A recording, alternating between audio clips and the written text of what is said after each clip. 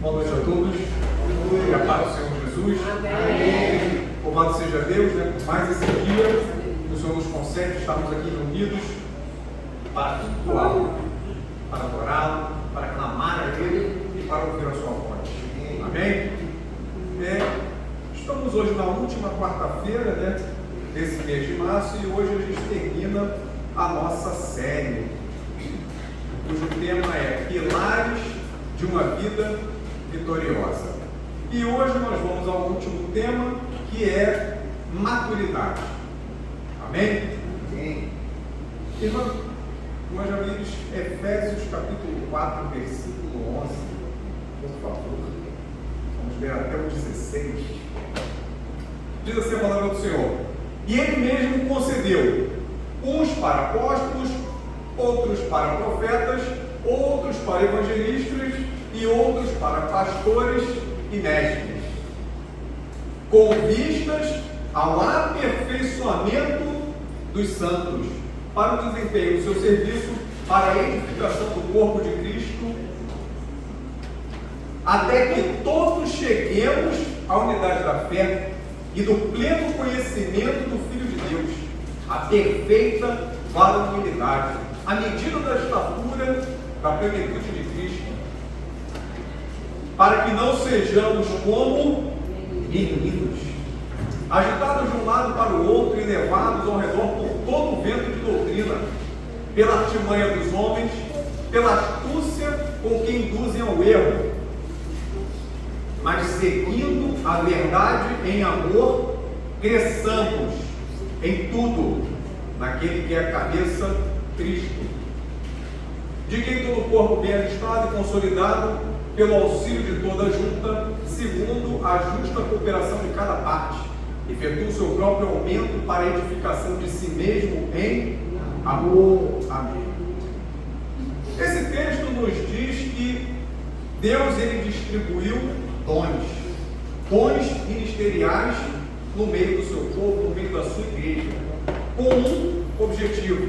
O objetivo é que nós cresçamos, que nós não sejamos mais meninos, mas sejamos crentes aperfeiçoados, crentes maduros para fazer a vontade de Deus.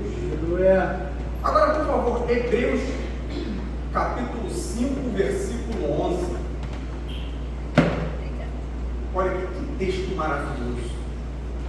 A esse respeito, temos muitas coisas que dizer e difíceis de explicar, porquanto vós tendes tornados tardios em ouvir. 12. Pois, com efeito, quando devias ser mestres, atendendo ao tempo decorrido, tendes novamente necessidade de alguém que vos ensine de novo quais são os princípios elementares dos oráculos de Deus. Assim vos tornastes como necessitados de leite e não de alimento sólido. 13. Ora, todo aquele que se alimenta de leite é inexperiente na palavra da justiça, porque é criança. Mas o alimento sólido é para os adultos, para aqueles que, pela prática, têm as suas faculdades exercitadas para discernir não somente o bem, mas também o mal. Amém. Esses dois textos falam sobre maturidade. Os dois textos falam sobre crentes meninos.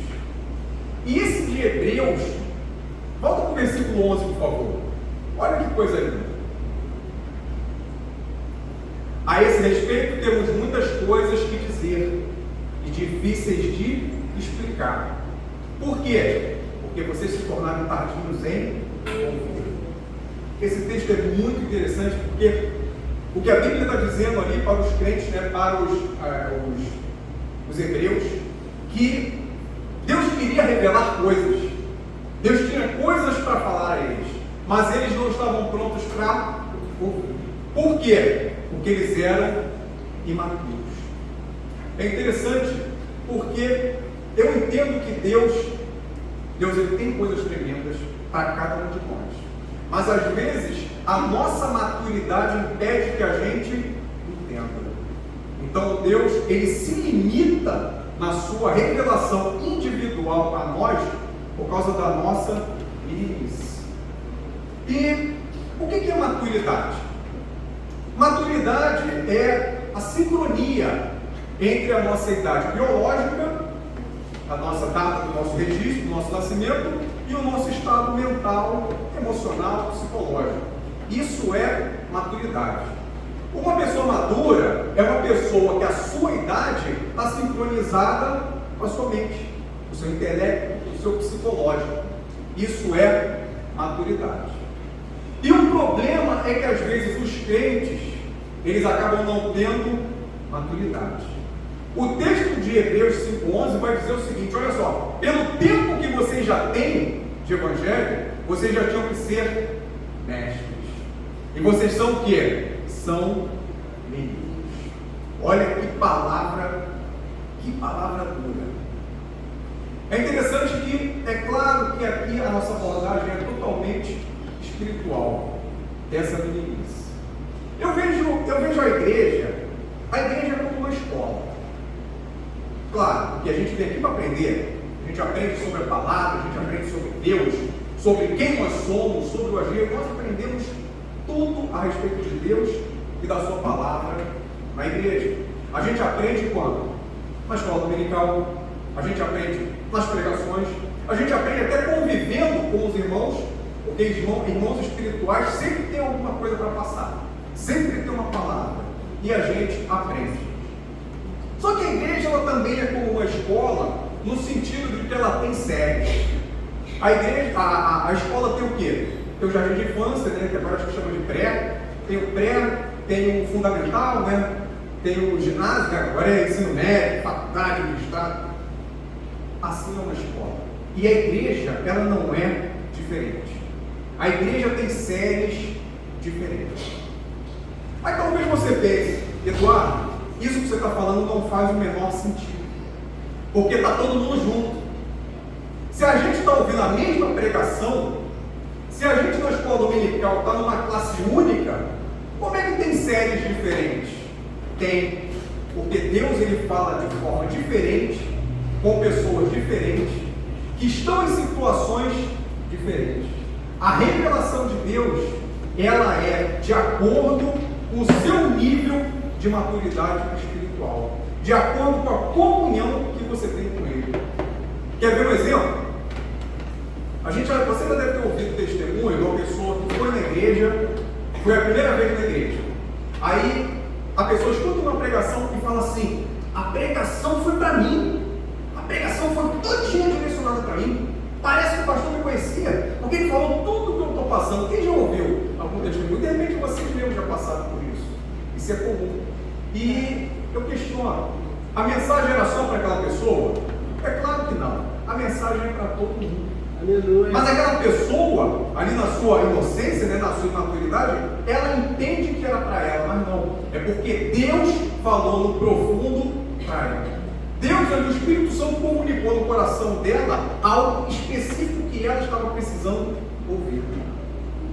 Com certeza outras pessoas receberam. E uma mesma mensagem, ela faz um efeito diferente em pessoas diferentes. Amém? Amém. Se você é um crente mais superficial, se você é um crente menino, Deus vai falar de acordo com a sua limitação. Porque Deus, ele não tem limitação, mas a gente tem. E se você é um crente menino, Deus vai falar com você de uma forma mais superficial, mais simples. É o que nos diz o autor da Epístola aos Hebreus.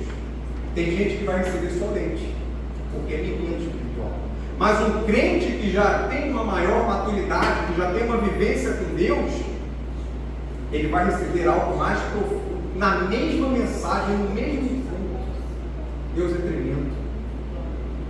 E o texto de Efésios vai dizer que Deus ele deu seus dons para que a gente cresça. Então entenda, existe uma expectativa da parte de Deus. Existe uma expectativa da parte de Deus que você cresça. Porque Efésios 4, 4, 11 vai dizer, ou 4, 15, vai dizer: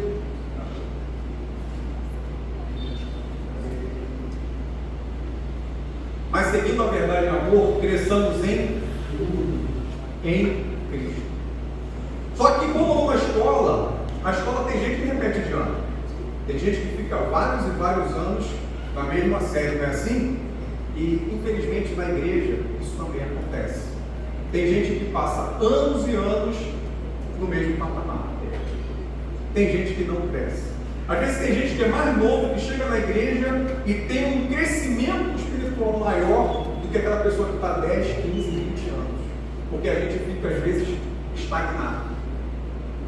Porque a gente não se dá conta de que a gente tem que crescer.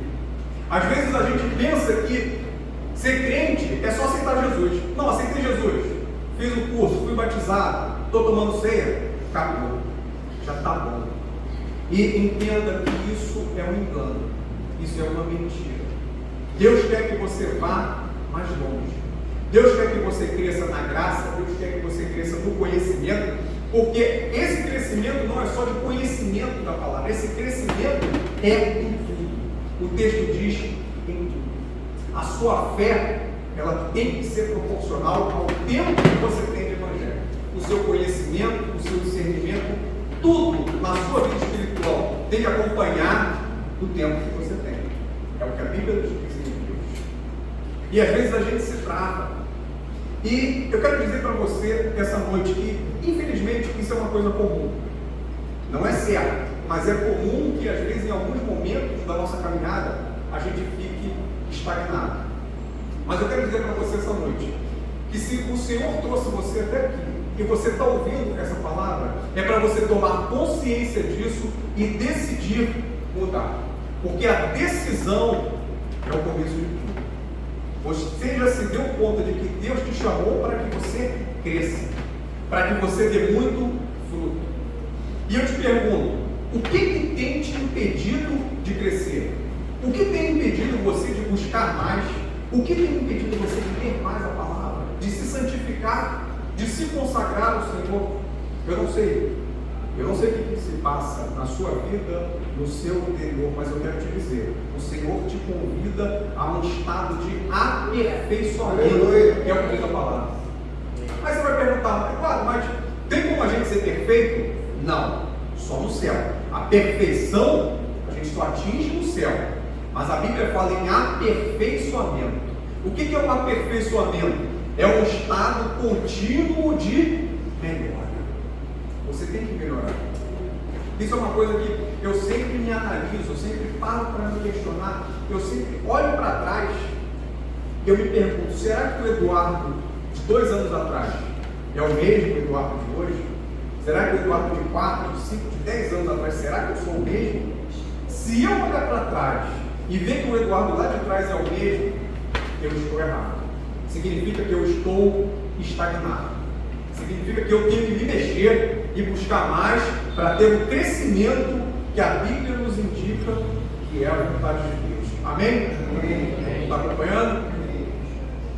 E é interessante que às vezes nós mesmos adotamos a postura de não permitir um crescimento. Porque às vezes a gente pensa que Jesus é algo que só é adicionado na nossa vida. A gente pensa que Jesus é algo somado à nossa vida. E a gente quer continuar a nossa vida como sempre foi. É tipo uma rede social. Vamos dizer que na rede social você tem lá 100 seguidores. É como se mais uma pessoa aparecesse ali, te fizesse um convite e você aceitou. Pronto, aceitou. Eu tinha 100 seguidores, amigos, agora eu tenho 101. Não, Jesus não é assim. Jesus não é algo que é simplesmente adicionado na sua vida. Jesus, quando Ele entra na nossa vida, Ele espera uma mudança. Tudo que a gente tinha de pensamento, de ideia, de opinião, tudo tem que ser levado à cruz. A Bíblia diz que nós devemos levar a Ele todo pensamento. Todo pensamento tem que ser levado cativo. Todo pensamento tem que ser levado preso até Cristo. O problema é que às vezes nós temos opiniões, nós temos posicionamentos, nós temos às vezes um temperamento que não está de acordo com a vontade de Deus. E a gente acha que tem que permanecer daquele jeito. Às vezes a gente pensa, não, mas eu sou assim, esse é o meu jeito. Essa é a minha forma de fazer as coisas. Está repreendido isso em nome de Jesus. O Espírito Santo, ele quer mudança. E ele opera essa mudança em você. E às vezes a gente não cresce porque a gente acha que a gente tem que ser desse jeito. Não, eu sou desse jeito. A Bíblia fala dos frutos do Espírito: alegria, paz, domínio próprio, longanimidade, benignidade. E isso é algo real. Deus, ele quer operar essa transformação, mas às vezes a gente próprio é que não deixa. Às vezes a gente escuta um desaforo, sobe aquela raiva, mas o Espírito Santo está ali, ele nos dá controle. Mas aí a gente vai lá e a gente não quer levar desaforo para casa. A gente fala: não, mas eu não posso deixar porque eu estou certo, eu tenho que ir lá falar. Não, você não precisa ir lá falar. O Espírito Santo já mudou, ele colocou o domínio próprio na sua vida. Você não precisa ser como você era. O crente menino, ele age dessa forma. Ele não entende que a transformação do Espírito Santo é algo real, é algo concreto. E ele pode e ele quer mudar você em todas as áreas da sua vida. Às vezes a gente deixa Deus trabalhar em algumas áreas, mas tem alguma coisinha ali que a gente preserva. A gente fala: não, eu sou desse jeito, eu sou assim mesmo. Está errado. Deixe o Espírito Santo trabalhar em todas as áreas da sua vida. Às vezes a gente faz as coisas por orgulho, a gente não quer deixar por orgulho. A gente quer estar sempre com a razão e a gente quer demonstrar que tem razão. Você não precisa demonstrar que tem razão. Vai ter situações que você está certo e você não vai discutir. Tem situações que você tem que levar para Deus. Tem injustiças que você sofre que você não tem que brigar. Você tem que orar. Tem coisa que quanto mais você luta com a sua própria força, mais o diabo vai te atacar naquela área. Porque uma coisa que eu aprendi: se o diabo faz alguma coisa contra você e aquilo desestabiliza você espiritualmente, pode ter certeza, ele sempre vai atacar nessa área. Isso é certo. O diabo tem gente, ele é malandro. Ele sabe que aquilo ali que é naquela pisada de carro, ele sempre vai mandar alguém para pisar no teu carro. Se ele sabe que o que te desestabiliza é o boleto, ele vai mandar um monte. É sempre assim. Se o que te desestabiliza é a toalha molhada em cima da cama, o marido sempre vai botar. É desse jeito. É a hora da gente tomar uma posição e não deixar de afetar. E repreender. A gente tem que aprender a lutar pelas coisas no mundo espiritual. Porque tem muita coisa que acontece que não tem uma origem natural. Você é uma pessoa espiritual. O Espírito Santo está sobre você. Deus está cuidando da sua vida. E o inimigo, ele não fica satisfeito. Então você tem que ter um discernimento de que muita coisa que acontece tem uma origem espiritual. E não adianta discutir, não adianta: eu vou procurar os meus direitos. Pode procurar, mas primeiro ora. Primeiro vai lá e repreende. Primeiro busca em Deus uma solução. Porque tem situações que acontecem na nossa vida que a gente se sente injustiçado, mas a culpa é nossa. Às vezes a gente erra e a gente paga o preço do nosso erro e a gente quer brigar, não é nada disso. São situações que você vai levar para Deus e Deus vai mostrar que você está errado. E aí a gente começa a tomar uma posição. Porque o crente maduro, ele dá testemunho. Ele não precisa se esforçar para dar testemunho. Ele simplesmente deixa o Espírito Santo fluir, transformar, e o fruto que o Espírito Santo faz na sua vida vai ser o seu testemunho. Você não precisa usar uma capa. Você não precisa fingir que é crente. Porque é uma coisa que acontece naturalmente. Quando você deixa de ser menino, você passa a ser um crente maduro.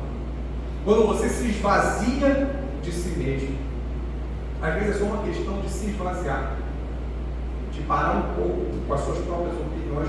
A Bíblia vai dizer, Paulo disse o quê? Quando eu era menino, eu me vestia como menino, eu fazia coisas de menino. Agora não, agora eu sou um homem. É engraçado que eu estava lembrando, estava preparando essa mensagem, eu estava lembrando quando eu li essa coisa de menino.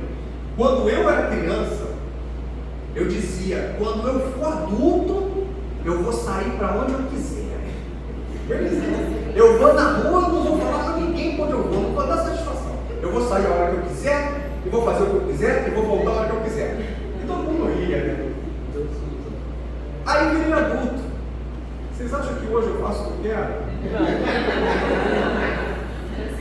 Porque hoje a gente tem boleto para pagar, a gente tem que trabalhar, a gente tem que fazer as coisas em casa, a gente tem que ajudar em casa, é filho para cuidar. Aquele ideal que a gente tem de eu vou fazer o que eu quiser, só vou me divertir, não existe. Porque quando a gente é criança, a gente só quer brincar, a gente só quer se divertir. Quando a gente é criança, a gente busca o nosso próprio interesse. Mas quando a gente se torna adulto, a gente passa a buscar as nossas responsabilidades. E onde eu quero chegar com essa palavra? Entenda, Deus tem responsabilidades para você. No mundo espiritual, você tem responsabilidade. Aleluia! Você é um investimento. Jesus pagou um alto preço para que você estivesse aqui, para que você fosse livre, para que você tivesse a presença dele na sua vida. Ele investiu isso em você. E Deus espera o retorno. Então é hora de deixar de viver tanto para si mesmo, buscando o seu próprio interesse, e começar a buscar o que é lá do alto. Paulo vai dizer: todas as coisas que eu conquistei, eu considero como perda, quando eu comparo com Jesus. Quando eu comparo com a sublimidade do que Jesus me promete, o que Ele me proporciona, eu considero tudo isso como refúgio, tudo isso como lixo.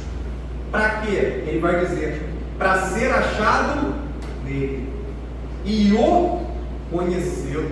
Olha que tremendo.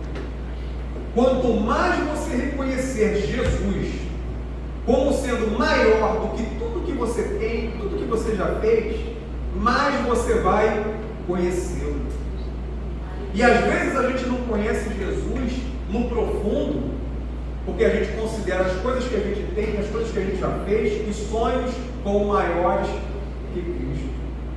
Quando a Maria Clara deu testemunho aqui, quando ela falou: não, eu vou ser feliz quando eu entrar na faculdade. Deus falou: não, você já é feliz. Cara, isso é tremendo, porque eu sei que é exatamente como Deus fala. Às vezes Deus me dá umas quebradas, às vezes eu estou com um plano, Deus falou: opa, não é por aí não, é assim, é sensato. Isso me quebra de uma forma, mas a realidade é que tudo que a gente tem de valor, tudo que a gente ama, tudo que a gente lutou para conquistar, se você comparar com Ele, não é nada. Quando a gente olha para as coisas, isso eu preguei na outra mensagem, né? Quando a gente olha para as coisas que são visíveis, a gente tem que se dar conta de que elas são temporárias. Quando a gente foca no que é invisível, essas coisas são eternas. Entenda, tudo que você já fez, tudo que você conquistou, vai passar. As coisas boas vão passar. As más vão passar também. Glória a Deus. Mas tudo que você tem vai passar. E é necessário ter foco nisso, porque Jesus tem uma glória muito maior para você, que não pode se comparar. E entenda, a vida eterna, ela não começa quando você morre. A vida eterna já começou para você. Existem benefícios da glória de Deus que já têm efeito sobre a sua vida hoje, agora. Mas às vezes a gente não desfruta, porque a gente dá valor ao que está aqui. Esse é o problema. Isso cria uma barreira entre nós e a plenitude da vontade de Deus. A vida plena que Jesus prometeu, ela é para você, ela está acessível, mas você tem que diminuir. Como João Batista disse: convém o que? Ele cresça e eu diminua. Isso é real na sua vida, isso é real na minha vida. Você tem que estar disposto a diminuir. Isso é maturidade. Porque a palavra de Deus, ela não é só para ser conhecida. A palavra de Deus é para ser vivida. E quanto mais você se aproxima, mais o seu entendimento vai sendo aberto da palavra de Deus. E é claro que quando a gente fala de maturidade, tem que fazer só um adendo. É claro que tem a questão dos novos convertidos. Os novos convertidos, louvado seja Deus pela vida de vocês, de repente vocês ainda não estão maduros, mas isso é algo completamente incompreensível. A gente tem que ter compreensão com as pessoas que são novas convertidas. Mas você, que já tem 10, 15, 20, 30 anos, você poderia estar num patamar muito maior. Porque Deus, Ele torna isso acessível para nós. Eu, ano que vem, se eu estiver vivo, se eu ainda estiver aqui, se eu não for arrebatado, amém. Ano que vem, dia 27 de julho, eu vou estar completando 30 anos de batizado. 30 anos. Estou falando isso para me exaltar? De forma alguma, muito pelo contrário. Para mim é uma coisa que tem até um peso. Porque eu acho que em 30 anos eu não deveria estar na condição que eu estou hoje. Espiritualmente falando. Eu deveria estar muito além. Mas nesses 30 anos, eu devo ter ficado uns 15, 20 estagnado. Entrei na primeira série, sei lá, segunda, terceira e fiquei. Eu não estava disposto a pagar um preço. Existe um preço a se pagar. Existe um preço de cruz. Existe um preço de negação que a gente tem que pagar, que a gente tem que decidir e estar disposto para alcançar esse crescimento espiritual. E às vezes, infelizmente, a gente se enrola. A Bíblia vai dizer que o soldado, quando ele entra em batalha, ele não pode se envolver nas coisas desse mundo. Mas o interesse do soldado é fazer o quê? A vontade daquele que o arregimentou. É como se fosse uma guerra. Só que a gente entra nessa guerra e a gente permanece distraído com as coisas do mundo. E isso atrasa o nosso crescimento. Eu calculo que eu fiquei uns 15, 20 anos totalmente estagnado. Mas pela graça e misericórdia de Deus, eu creio que eu tenho crescido. Eu creio, eu tenho visto o Espírito Santo trabalhar na minha vida. À medida que eu estou disposto a deixar ele me diminuir. E é engraçado que quando a gente é novo convertido, quando a gente se converte, a gente tem algumas ideias na cabeça que já vem lá de fora. A gente já vem com a ideia do seguinte: existem coisas ruins que eu tenho que abandonar, né? Isso já vem lá de fora, a gente não precisa nem ensinar.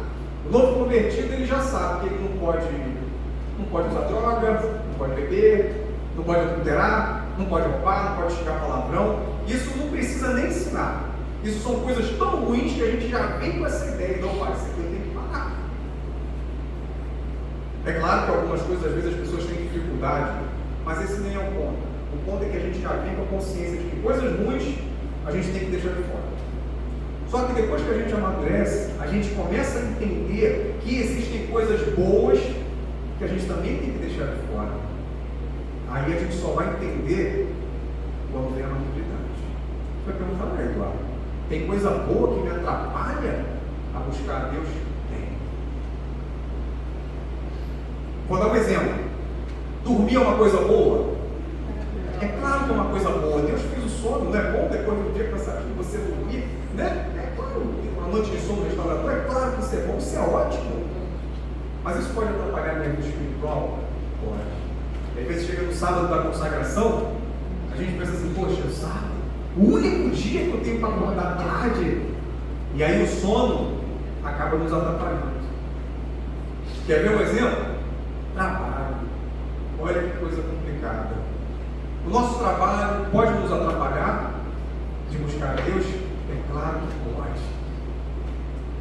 E às vezes a gente não aceita, porque trabalhar é um mandamento. A Bíblia manda a gente trabalhar, e cada um tem suas necessidades, tem seus boletos para pagar.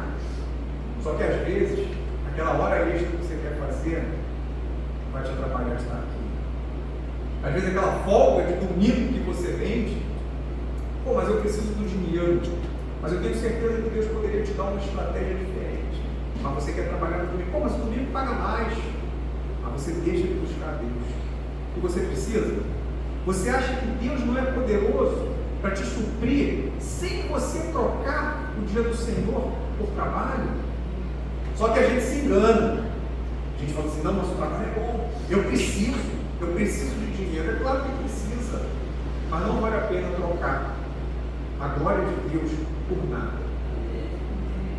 Poxa, Eduardo, mas é um dia que eu tenho para sair com a minha família. É claro que família é importante. Isso aí nem se discute. Mas dá para dar um jeitinho. Dá para sair no feriado. Você vai marcar de sair, você vai marcar alguma coisa no domingo. Às vezes é só uma desculpa. Às vezes é só a nossa carne que não está interessada em ser confrontada pela palavra. Às vezes é só a nossa carne que está desligada de Deus, que não quer adorar. Aí a gente arruma uma desculpa. Não, eu tenho que sair com a família, não, eu tenho que... E às vezes não precisa. Então eu quero que você entenda essa noite.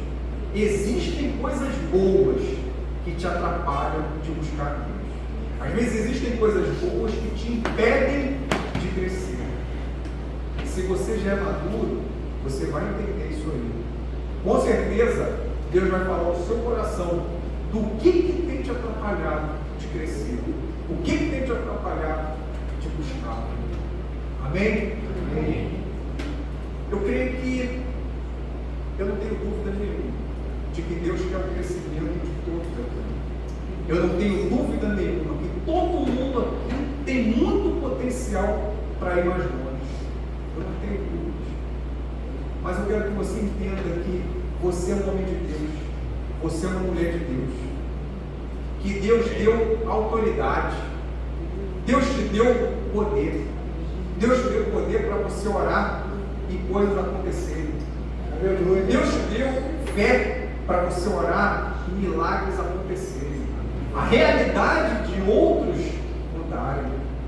Deus ele quer encher você de uma forma que você venha impactar muitas pessoas ao seu redor.